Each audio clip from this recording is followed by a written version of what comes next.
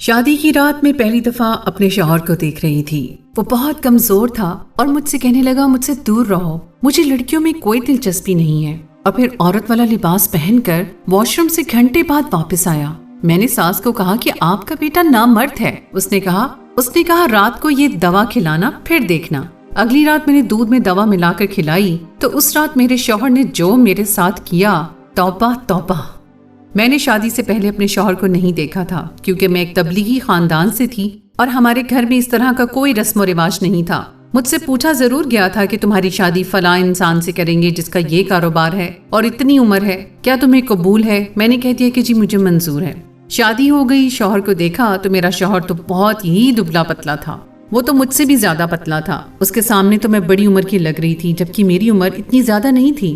اور پھر میرے شوہر نے مجھے ایک نہایت ہی عجیب بات بتائی جس کو سن کر میرے قدموں تلے سے زمین نکل گئی۔ کہنے لگا کہ مجھ سے دور رہو، مجھے عورتوں میں کوئی دلچسپی نہیں ہے۔ میں یہ بات سن کر حیران رہ گئی۔ مجھے لگا کہ میرا شوہر مجھ پر رعب جمانے کے لیے اس طرح کی باتیں کر رہا ہے، لیکن 2 پل کے بعد اس نے جو کیا وہ دیکھ کر تو میری آنکھیں پھٹی کی پھٹی رہ گئیں۔ وہ باتھ روم میں گیا اور عورتوں کے کپڑے پہن کر باہر آ گیا، لیکن پھر میری ساس نے مجھے ایسا طریقہ بتایا کہ میں اپنے شوہر سے ڈرنے لگی اور سوچنے لگی کہ یہ پہلے کی طرح ہی ہو جاتا تو اچھا تھا، کیونکہ اب اس نے روز رات کو ایک ایسی حرکت۔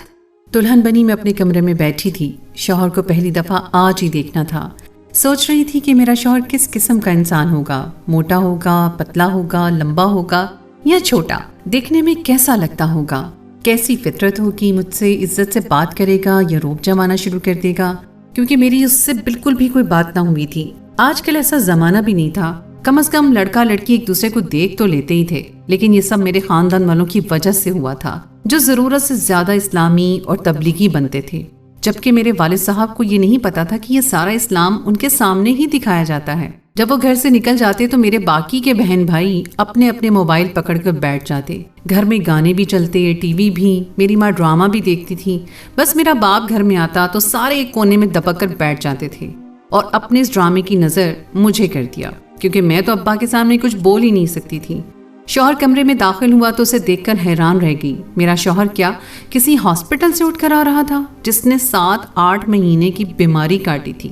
وہ بالکل ہی پتلا دبلا تھا، لیکن پتلا ہونا ایک الگ بات ہے۔ میرا شوہر بہت زیادہ کمزور تھا۔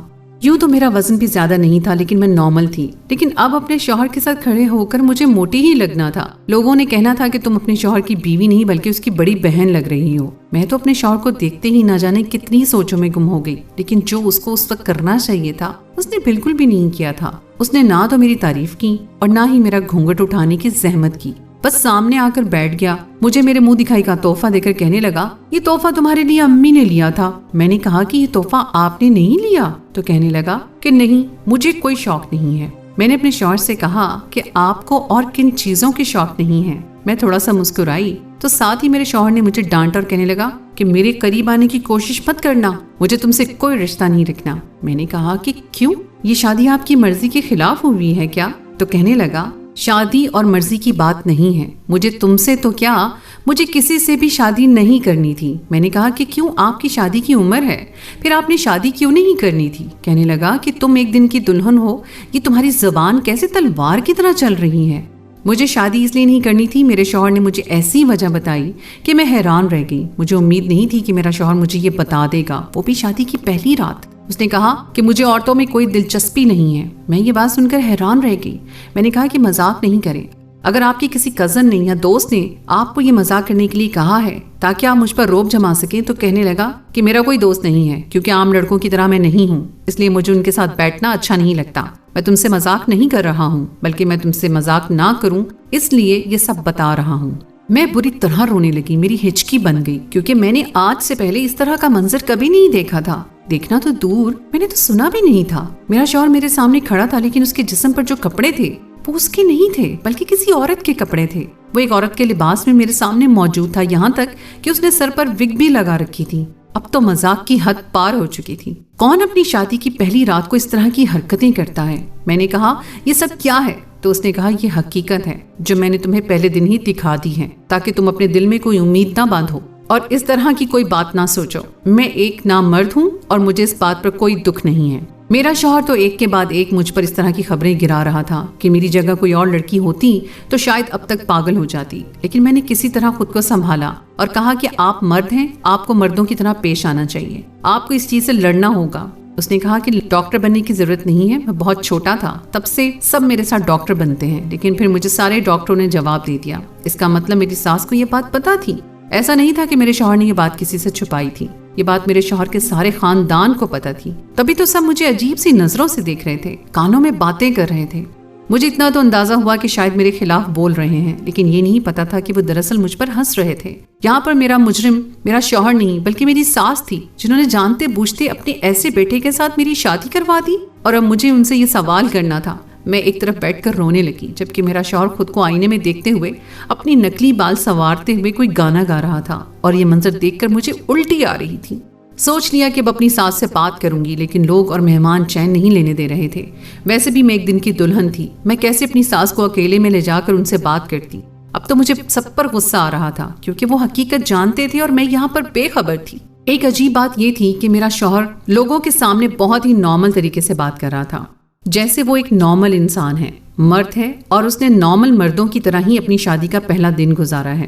اپنے دوستوں سے باتیں کر رہا تھا، اپنے رشتہ داروں سے، جبکہ میرے دماغ میں طوفان چل رہے تھے۔ کبھی سوچتی کہ اپنے ماں باپ کو بتا دوں یا ان سب کے سامنے پھٹ پڑوں، لیکن یہ بھی نہیں کر سکتی تھی کہ عزت تو میری ہی داؤ پر لگی تھی۔ بالآخر رات کے ٹائم میں اپنی ساس کے کمرے میں گئی اور میں نے دروازہ بند کر دیا۔ مجھے دیکھ کر وہ سمجھ گئی کہ مجھے سب کچھ پتا چل گیا ہے۔ میں نے کہا کہ آپ سے زیادہ ظالم عورت میں نے آج تک نہیں دیکھی۔ اللہ نے آپ کو بیٹی نہیں دی، اسی لیے آپ نے اتنی آسانی سے کسی اور کی بیٹی کی زندگی کو داؤ پر لگا دیا۔ آپ یہ کیسے کر سکتی ہیں؟ آپ کا بیٹا نہ مرد ہے، وہ کبھی ٹھیک نہیں ہو سکتا۔ اس نے مجھے پہلی ہی رات سب کچھ بتا دیا، بلکہ میرے سامنے عورتوں کے کپڑے پہن کر بیٹھا تھا، یہاں تک کہ میک اپ کر کے بھی دکھایا۔ سوچے میرے دل پر کیا گزری ہوگی۔ لڑکی یہ سوچ کر بیٹھی ہو کہ اپنے شوہر کے ساتھ زندگی گزارے گی اور اس کا شوہر اسے اس طرح کی حرکتیں کر کے دکھائے، وہ بھی شادی کی پہلی رات، تو اس کے دل پر کیا گزری ہوگی۔ اب مجھے نہیں پتا کہ آپ نے کیا کرنا ہے، کیسے کرنا ہے، لیکن جو کرنا ہے آپ نے ہی کرنا ہے۔ اس رشتے سے مجھے آزاد کروائیں،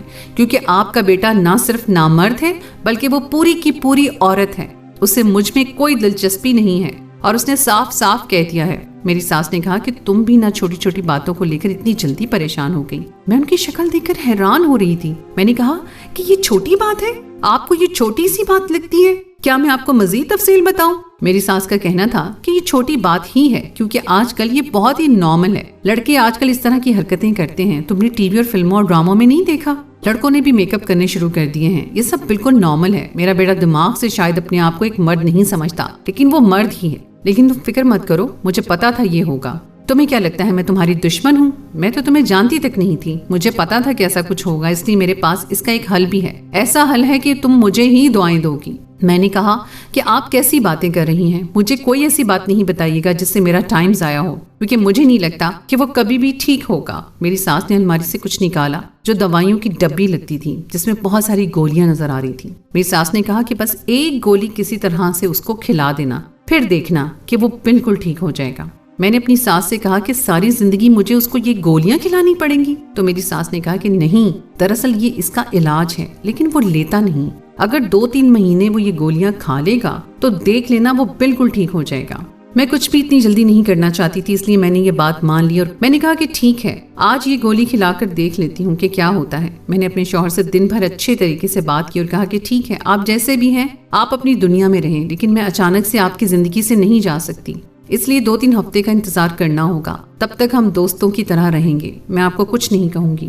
میرے شوہر کا کہنا تھا کہ ٹھیک ہے۔ رات کو چائے پی رہا تھا، میں نے اس کی چائے میں گولی ڈال دی اور میرا شوہر ساری چائے پی گیا، اور میں اس انتظار میں تھی کہ اب کیا ہوتا ہے۔ اچانک میرے شوہر کو پسینہ آنے لگا اور اس نے اٹھ کر کھڑکی کھول دی۔ اس کے بعد وہ بار بار پانی پینے لگا، پھر میری طرف بڑھا اور میرے منہ پر تھپڑ دے مارا۔ اس نے کہا کہ تم نے میری چائے میں گولی تو نہیں ڈالی، وہی جو میری ماں مجھے کھلایا کرتی تھی؟ میں اس تھپڑ کی امید میں نہیں تھی، میں پوری طرح رونے لگی اور میں نے کہا کہ آپ کی ماں نے دی تھی۔ میرے شوہر نے کہا کہ اس گولی سے کوئی اثر نہیں پڑتا، میری ماں تمہیں بے وقوف بنا رہی ہے، کیونکہ اس کو لگتا ہے کہ شادی کے بعد میں ٹھیک ہو جاؤں گا۔ میرے شوہر نے مجھے عورتوں کی طرح مارا، مجھے ایسا لگ رہا تھا کہ جیسے کوئی عورت مجھے مار رہی ہے۔ اس نے میرے بال بھی کھینچے اور مجھے کمرے سے باہر نکال دیا۔ اس کے بعد 1 منٹ بھی میں اس گھر میں نہ رہی۔ میں اپنے گھر چلی گئی اور سارا احوال اپنی بہن کو اور ماں کو بتا دیا۔ ابھی تک میرے گھر میں شادی کا ماحول تھا اور کچھ رشتہ دار گھر میں بھی موجود تھے. ان تک بھی یہ بات پہنچ گئی، لیکن وہ صرف میرا ساتھ دے رہے تھے کیونکہ وہ سمجھ رہے تھے کہ کچھ بہت ہی غلط ہوا ہے. تبھی میں اس طرح واپس آ گئی اور میری حالت دیکھ کر بھی اندازہ ہو گیا کہ مجھے بری طرح مارا گیا ہے.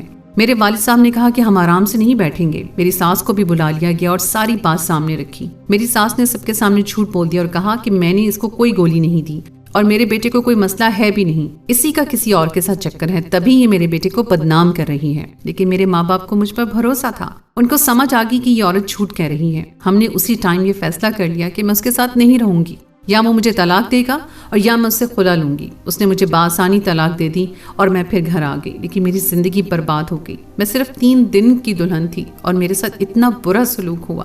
یہ حادثہ مجھے ہمیشہ یاد رہا. میں نے دوبارہ شادی کرنے سے توبہ کر لی اور ابھی تک میں نے دوبارہ شادی نہیں کی.